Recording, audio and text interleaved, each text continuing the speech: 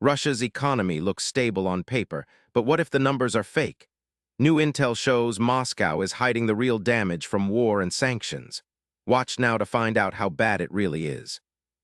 According to Sweden's military intelligence, Russia has been actively manipulating its economic statistics to mask the real impact of the war in Ukraine and Western sanctions.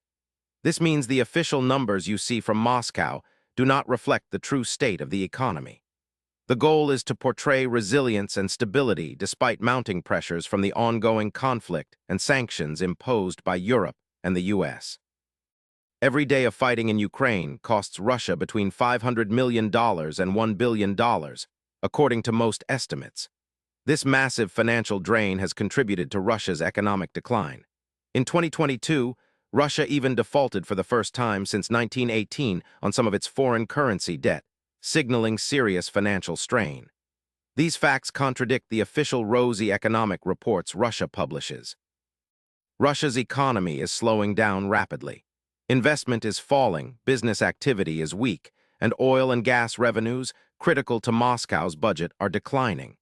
These trends raise serious concerns about Russia's budget stability and the sustainability of any economic growth. Despite official claims, these indicators paint a grim picture of the future. Swedish intelligence expert Nilsson points out a major discrepancy in Russia's inflation data.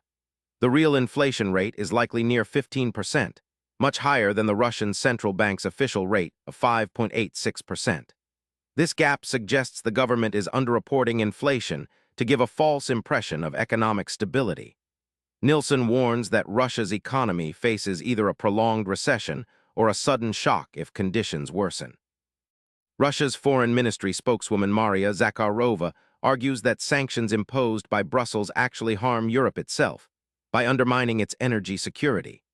This deflection is part of Russia's narrative to shift blame for economic woes away from its own policies and the costs of war.